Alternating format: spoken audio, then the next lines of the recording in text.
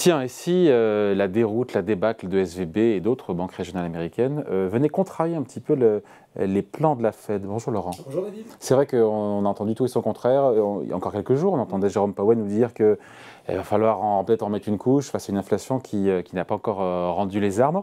Et pour autant, la Fed pourrait très bien changer son fusil d'épaule. Oui, alors attendez.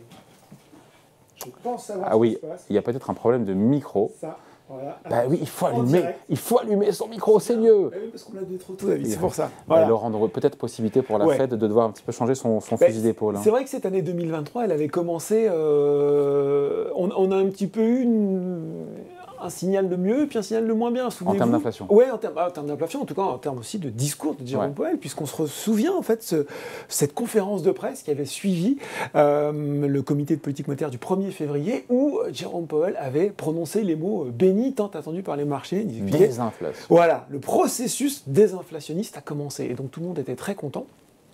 Et puis, il devait parler devant le Congrès américain, la semaine du 7 mars. On regardait avec attention, mais on était resté sur plutôt ce bon sentiment. Et là, Jérôme Powell en avait remis une couche dans l'autre sens, un nouveau virage de bord pour expliquer que finalement, attention, l'inflation, et il y avait eu des statistiques entre-temps qui montraient à la fois que, oui, côté inflation, il y avait des choses qui repartaient à la hausse, alors qu'on attendait à ce que la baisse se poursuive, que le marché de l'emploi américain restait extrêmement fort. Et Jérôme Powell qui dit, bah oui, peut-être remonter les taux plus vite, plus fort, plus longtemps, bref, de nouveau un durcissement. Et on s'était dit, bon, bah là, on est peut-être parti pour en reprendre une louche. Voilà, et tout le monde pensait qu'on aurait 50 points de base de hausse de taux la semaine prochaine. C'est très bientôt, le 21-22 mars, 50 points de base de hausse de taux, et puis des taux terminaux dont on guette un petit peu toujours le seuil, autour de 5,5, peut-être plus, donc on était reparti sur une optique assez dure. Oui. Voilà, et depuis il y a eu l'affaire, pas le scandale, en tout cas l'affaire et les déboires de SVB et consorts, et tout ça manifestement devrait changer la donne. Alors, vous l'avez évoqué avec Xavier Timbaud juste avant, c'est Goldman Sachs qui a... On n'a pas dit que c'était Goldman Sachs. En tout cas, c'est eux qui sont sortis les premiers du bois en disant, voilà, vu ce qui se passe sur SVB, vu ce qui se passe sur Signature, vu ce qui se passe sur Silvergate, finalement, avant, donc, ils prévoyaient 25 points de base, donc même pas 50 points, et là, ils se sont dit, finalement, ça pourrait être 0, une pause bienvenue, histoire de laisser retomber la poussière, si je puis dire, et de voir un petit peu plus clairement ce qui se passe sur les marchés. Et pour la suite? Et alors, pour la suite, ça change aussi la donne pour la suite. Sachant qu'on aura aujourd'hui, c'est vrai, on l'a pas dit, les CPI américains, les alors, on a l'indice des prix à la consommation qui tombe à 14h30, si ma mémoire est bonne, donc ça va être intéressant de voir. Ça va être sacrément compliqué en fait, parce que si effectivement là Jérôme Powell assiste à un CPI qui continue à rebondir, ça va être casse-tête. Goldman Sachs lui nous parle d'une importante incertitude au-delà de mars au regard des récentes tensions dans le secteur bancaire, même s'ils ont laissé inchangé leur prévision d'augmentation de 25 points de base des taux en mai, juin et juillet. Donc a priori pour le coup le scénario resterait quand même plutôt celui qu'on a. Ce que pense aussi le chef économiste d'Allianz, Mohamed El Erian, c'est qu'il pourrait aussi y avoir une pause. Et puis, c'est intéressant, c'est que il y a d'autres voix qui se sont élevées pour dire qu'il fallait prendre le temps de regarder véritablement ce qui était en train de se passer. Et notamment, c'est intéressant, c'est devenu de Sheila Bair, je ne sais pas si vous la connaissez, moi je ne la connaissais pas avant récemment, c'est l'ancienne présidente de la FDIC, qui est pareil, qui est devenue extrêmement célèbre depuis quelques temps, parce que c'est la Federal Deposit Insurance Corp, c'est l'agence indépendante qui est chargée de garantir les dépôts des contribuables américains jusqu'à hauteur de $250 000, et qui a dit, les marchés réagiraient très mal si on avait une hausse de 50 points de base, il faut prendre le temps de regarder, que la Fed regarde l'impact de ses décisions sur l'économie. Vous en avez parlé, mais ce qui est en train de se passer, on ne va pas refaire l'histoire, jusqu'à présent, les taux sont montés très vite, très fort, on n'a pas arrêté de le dire, et pour autant, ni les marchés, ni on n'a rien constaté, donc on se dit, tout va bien.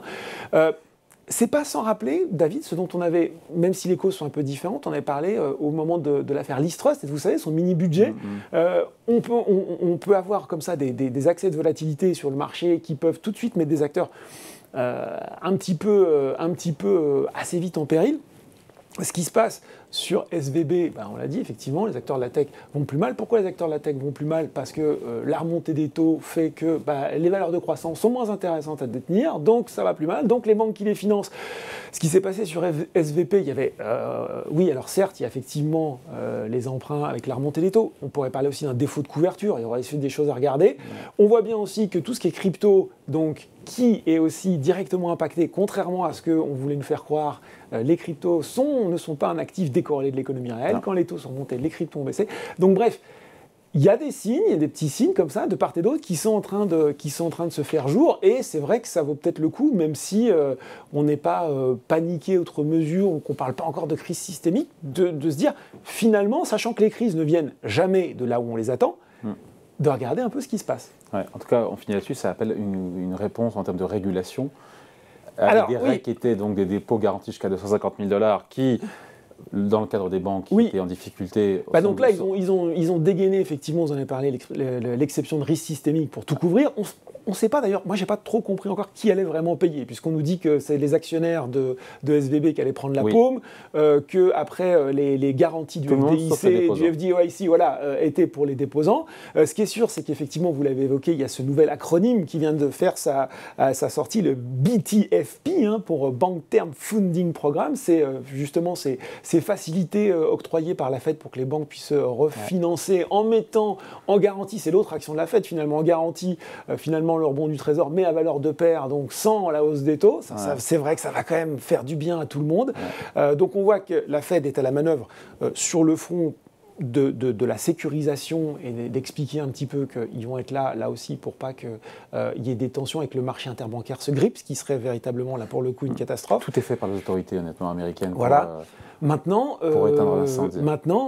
là, je voudrais pas être dans la peau de Paul cet après-midi si les chiffres du CPI sont pas bons et qu'il se dit finalement l'inflation, on a encore, ça continue à monter et j'ai plus de possibilités. Juste un point aussi pour finir, David, vous l'aviez évoqué, c'est vrai que on peut quand même dire un amical bonjour à Donald Trump qui nous regarde pas aujourd'hui, mais une banque systémique, après la loi Dodd-Frank, après les crises de 2008, sous Barack Obama, c'était 50 milliards. Ça permettait peut-être que le régulateur...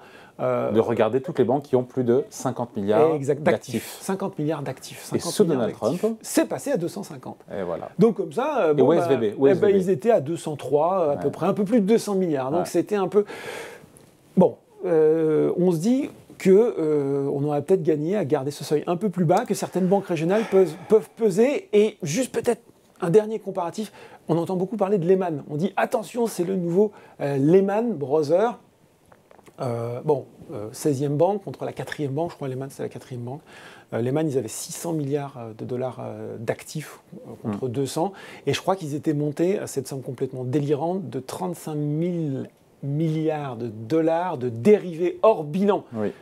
On n'en est pas là du tout avec SVB, je crois que c'est de l'ordre de 500 millions de dollars. Donc gardons les choses en perspective, mais soyons prudents quand même. Voilà, merci beaucoup. Explication signée Laurent Grassin, directeur de la rédaction. Merci David. De Boursorama. Salut.